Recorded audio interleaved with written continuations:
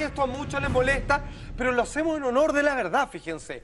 Por respeto precisamente a las conocidas Sagradas Escrituras, donde el hombre ha metido mano más allá de la cuenta y con una intención clara de manipular a las masas, como ya lo vamos a ver. Sin embargo, desde primera vez que leí la Biblia, cuando era muy chiquitito, hubo un texto al final, que está en la última página del Apocalipsis, que me llamó la atención, que me daba miedo, pero también me daba confianza, pero que ahora no es sustento de nada. Por favor, esto está en Apocalipsis y dice en 22:18. Yo testifico, el libro de Juan, muy bien, señor. Yo testifico a todo aquel que oye las palabras de este libro, o sea, del libro de Apocalipsis y todo para atrás, desde el Génesis en adelante. Si alguno, hablando a cualquiera, de aquí en adelante, a lo largo de la historia, si alguno añadiere a estas cosas, palabra u otra cosa, Dios traerá sobre él las plagas que están escritas en este libro. En buenas cuentas, ¿qué significa, amigos míos? El Dios castigador. Dios va a castigar cuando la letra ha sido perfeccionada en todos sus relatos e historias, desde el Génesis al Apocalipsis. Si alguien lo manipula a su antojo, o para lograr o conseguir algo, para manipular objetivos personales, sencillamente él va a dejar caer las peores plagas sobre él. Ahora, ¿por qué pasa esto? ¿Por qué finalmente hubo manipulación de este libro? Atención, corre video. Greek was the lingua franca of the Roman Empire, and it was certainly the most common language of the Roman elite. They're going to get more money to support their missionary activities by writing in Greek and spreading the word in Greek. They're not interested particularly in how many Jewish people they have in their movement. They want Romans with money. In 313 AD, Emperor Constantine I ended the persecution of Christians in the Roman Empire and declared Christianity to be the official religion. Constantine gets credit for basically saying, look, I don't care what you guys say that you believe, just give me a Bible so I can tell people, here's what we believe. So you get this melding of religious belief with political control. Existe una película, fíjense, que se llama El libro de Eli, donde sale Denzel Washington, que habla de la Tierra completamente destruida, post-nuclear, y hay un tipo que es dueño del agua, y el tipo la lleva y todo. Y lo único que le pide a sus secuaces es que les traiga el libro, porque anda buscando un solo libro, que es la Biblia. Una Biblia que haya sobrevivido, porque dice que el que tenga ese libro va a controlarlo a todo y se va a convertir en el referente de algo que está perfectamente escrito. Porque eso está escrito, son las Sagradas Escrituras. Palabra de Dios, como se dice en la misa. Y Constantino lo entendió. Constantino lo entendió eso y dijo, tráiganmelo. Porque yo con esto voy a trabajar con las masas. Y vamos a decir, lo que está acá, yo lo creo, esta es la ley, y nos vamos para adelante. De hecho, fue en este concilio donde a través de una patada, esto mucha gente lo hemos contado más, no lo saben, la cantidad de libros que tiene la Biblia, la verdad es que los libros que la acompañaban, los libritos, Biblia significa libritos, de hecho. Ah, sí. Sí, eran muchos. De hecho, cuando dijeron, ya, pues, ¿cuáles quedan adentro y fuera? Le pegaron una patada a una mesa y los que cayeron abajo, esos quedaron fuera. Sí, en serio, no, si fue al peo. Y algunos los subieron porque estaban bien escritos y les convenía. Los apócrifos. Excelente, los evangelios apócrifos que hablan respecto a la juventud y niñez de Jesucristo. Atención. Vamos viendo algunos de los cambios categóricos que se han hecho a lo largo del tiempo. En donde, insisto, desde el arameo y el hebreo, uno puede ir al texto original y se da cuenta que las palabras son muy justas y precisas, pero con el tiempo han ido cambiando. Por ejemplo, el diluvio universal. La historia de Noé, cuando metió a los animales. Sí, hay un problema, hay una pequeña diferencia en el concepto. No llovió tanto. ¿Qué es lo que dice, según la Biblia, en el Génesis 7, el capítulo 1 al 4, del versículo 1 al 4? Dijo Jehová a Noé, entra tú y toda tu casa en el arca, su familia, se refiere, ¿no? Con Shem y todo lo demás. Porque pasados 7 días haré llover sobre la tierra 40 días y 40 noches y raeré sobre la faz de la tierra todo ser viviente que he creado. ¿Qué se entiende por ahí? Que va a hacer llover y va a inundar todo el maldito planeta porque está cansado la raza humana y se van a salvar solo que estén en el arca. Perfecto. Atención. ¿Faltan los animales? Sí, por supuesto. Eso está más en el párrafo siguiente. Ahora... No es lo que dice el texto original. Nosotros no vamos a interpretar nada, simplemente vamos a decir cómo lo dice el texto original. ¡Atención! The story of Noah building an ark to save his family and save thousands of animals from a flood which destroys all life on earth is an epic from many people's childhoods. But is it in fact? real history. Since then, yet more accounts of the flood story were unearthed in Iraq, confirming that the story first emerged in ancient Mesopotamia, the place where the great Sumerian, Assyrian, and Babylonian civilizations were born. It is very likely that the biblical story has a Mesopotamian prototype because they are so similar. It made him wonder, perhaps the Bible never meant a global deluge.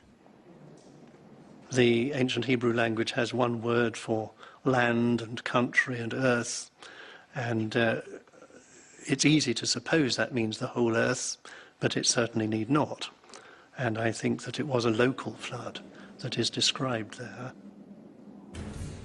En este caso en particular, existe una sola palabra para describir país, tierra y planeta. Perfecto. Ok, en este caso es ambiguo, pero cuando tenemos los datos de que esta misma historia es contada, por ejemplo, en las epopeyas de Gilgamesh por los sumerios, sí, gente de los Anunnaki, exactamente, ni más ni menos, sí. Fíjense que nos damos cuenta que ellos son un poco más acuciosos. Dicen, sí, hubo un diluvio, con la intención de barrer con la raza humana que había en ese momento. Fue provocada, fue de alguna manera autogenerada por alguna fuerza de arriba, a los que ellos llamaban sus dioses, etcétera, etcétera. Pero ellos ya hacían referencia que solo era en la localidad, en las cercanías de Malbec, por ejemplo, y todo eso. Malbec.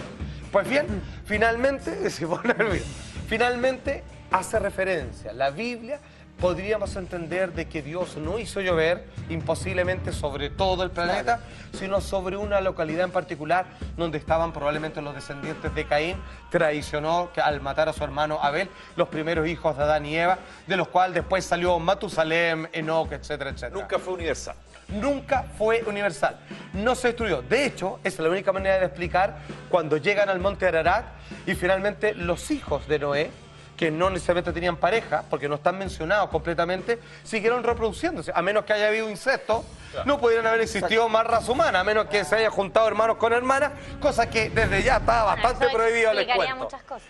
Atención, amigos míos, ¿qué tal si yo les digo que solamente si nos atenemos al texto original, la Madre de Dios, de Jesús más bien, para ser más específico, nunca fue tratada en ninguno de los párrafos como una virgen, sino como una mujer joven. Sin embargo, en Isaías 7:14 que leemos, el Señor mismo os dará una señal. He aquí, una virgen concebirá y dará a luz un hijo, y le pondrá por nombre Emanuel. Por si no lo sabían, Emanuel es el verdadero nombre de Jesús. No entendía las leyes biológicas ese señor. Bueno, atención, ella que estaba casada debidamente con un carpintero llamado José, finalmente siendo que él se molesta porque encuentra que ve que hay un embarazo indebido, que no parece ser el autor, sin embargo no parece ser un problema en el futuro, puesto que incluso esto explicaría muchas cosas, amigos míos. ¿A qué se refería la Biblia cuando hace referencia a María si no la denominaba como virgen? ¿Cuál era el exacto texto? ¿Cómo hacían referencia a esta mujer? Atención. Is it also possible, as some scholars believe, that various mistranslations over the centuries have misreported other key facts about the birth of Jesus? Christians claim that Jesus was born of a virgin, and this claim comes from a prophetic text, the book of Isaiah, chapter 7. And the word that's used in the Hebrew text to talk about this young woman is Alma, which basically means a woman who is of marriageable age. But when you translate the Hebrew into Greek, it becomes virgin. And that's when it can become, for Matthew and Luke, a sort of bolt of lightning saying, oh, it was a miracle. His mother was a virgin. So that's where you get a different translation. Solo hacía referencia a una mujer joven nada más, que se asume virgen, digamos, su corta edad, pero ya ella estaba casada. De hecho, esto podría explicar muchas cosas. De hecho, hay quienes dicen que si uno junta los evangelios apócrifos con el seguimiento de dónde sacó cada uno de sus apóstoles, Juan, que era considerado el apóstol predilecto de Jesús, podría haber sido prácticamente su hermano. De hecho, cuando está en la cruz, le dice a su mamá, a María, le dice, madre, ahí está tu hijo, cuídalo, todo lo... De alguna manera diciendo, yo ya me tengo que ir, pero tú todavía tienes otro hijo de los cuales hacerte cargo, como mi hermano Juan. para Igual leyendo entre líneas. Es un poco delicado el tema, porque al final Muy es como delicado. cuando uno juega al teléfono que pasa la información de uno a otro y se va cambiando, porque una palabra que se cambia acá cambia toda Por la supuesto, historia sí. y de ahí empieza... Ahora, yo creo que... y que todos crean en eso al es final. muy atractivo decir, porque estamos hablando... Es muy vendible. A ver, porque el milagro, es tal. La gente le da... O sea, me refiero, fe. fue concebida, digamos, inmaculadamente, al punto de que si bien ella quizás ya hubiese tenido relaciones con su esposo... Es más banal, es más terrenal eso. Claro, Le gusta algo porque más. alguien podría decir, nada, ¿de qué te habló un ángel? José fue el que... ¿Cachai? Porque es lo lógico.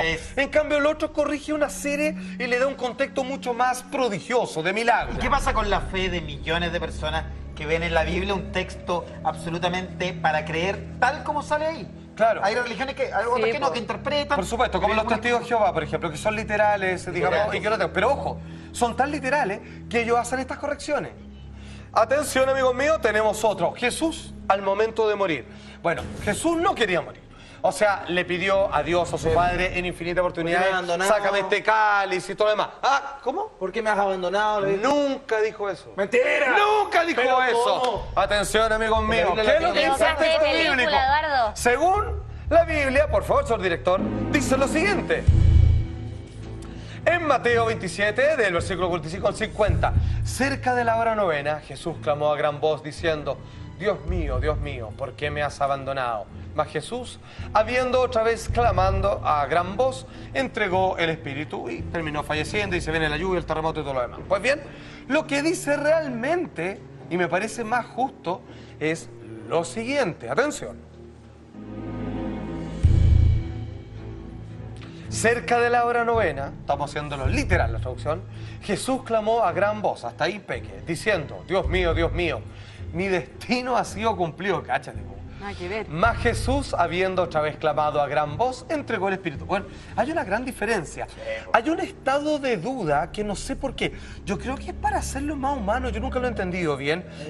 De hecho, nunca he entendido bien por qué el cristianismo decidió colocar a Jesús en un momento de tortura para, en vez de recordar lo precioso, luminoso, milagroso. Lo transforman en un mártir. Claro, lo transforman en un mártir. Y exacerbando el momento físico por el cual en esa época se le castigaba a las personas como Jesús. Exactamente, pero generalmente estamos más apegados al hombre, a la carne de Jesús, que a su espíritu, que es el que te salva. Porque podría haber salido volando en otra trama, podría haber salido volando y se va. Bueno, qué curioso que la película más polémica que se ha hecho hasta ahora, Jesús siendo Chile el último país a ser estrenada, la última tentación de Cristo, lo último que dice, luego de que Jesús vive la tentación y vuelve a la cruz, es it is accomplished. Vale decir, se realizó, se cumplió la misión, lo dice lateralmente y fíjate que es mucho más fiel al texto original, la tan polémica cinta de Martin Scorsese.